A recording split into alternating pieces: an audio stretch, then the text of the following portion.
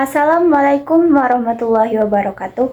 Halo semua, perkenalkan nama saya Penny Zahara, NIM 86034676. Saya dari program studi S1 Pendidikan Guru Sekolah Dasar PGSD.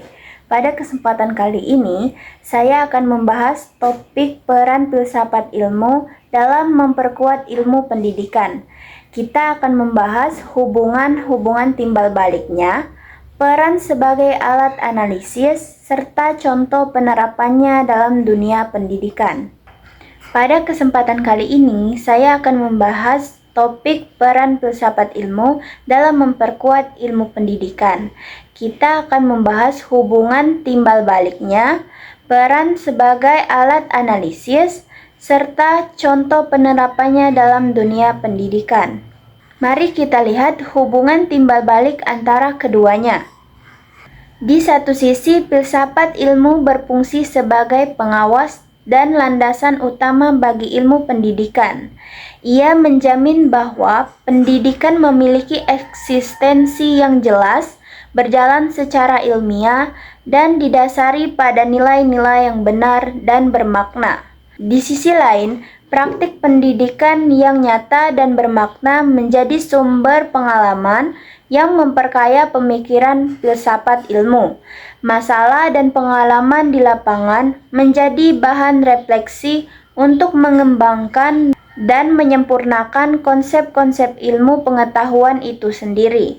Filsafat ilmu sebagai pisau analisis. Mengapa filsafat ilmu disebut sebagai pisau analisis? Karena ia memiliki 3 dimensi utama untuk membedakan setiap persoalan pendidikan. Ontologi membahas hakikat pendidikan dan manusia. Ini menjawab pertanyaan, apa sebenarnya pendidikan itu, dan bagaimana sifat manusia yang dididik.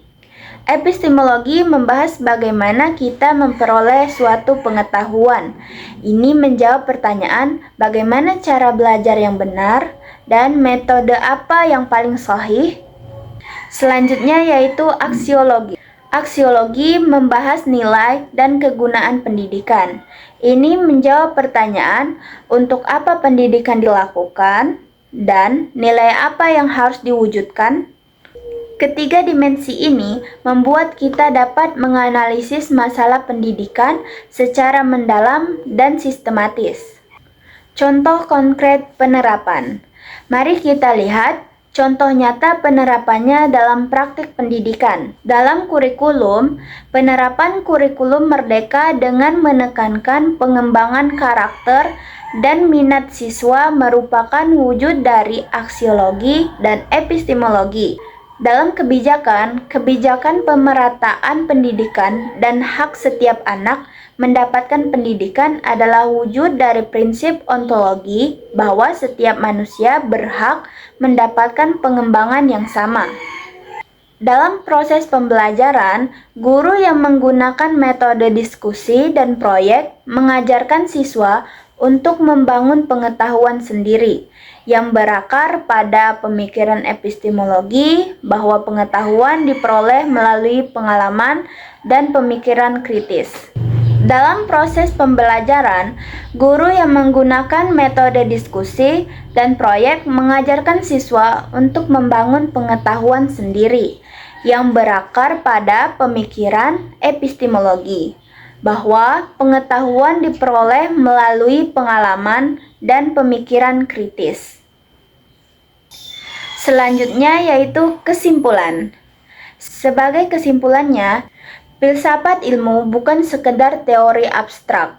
Ia adalah pondasi yang memperkuat keilmiahan dan nilai pendidikan, serta menjadi alat penting untuk memecahkan berbagai persoalan dalam dunia pendidikan.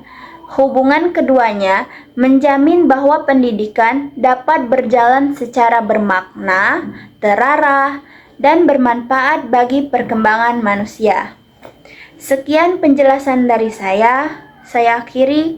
Wassalamualaikum warahmatullahi wabarakatuh.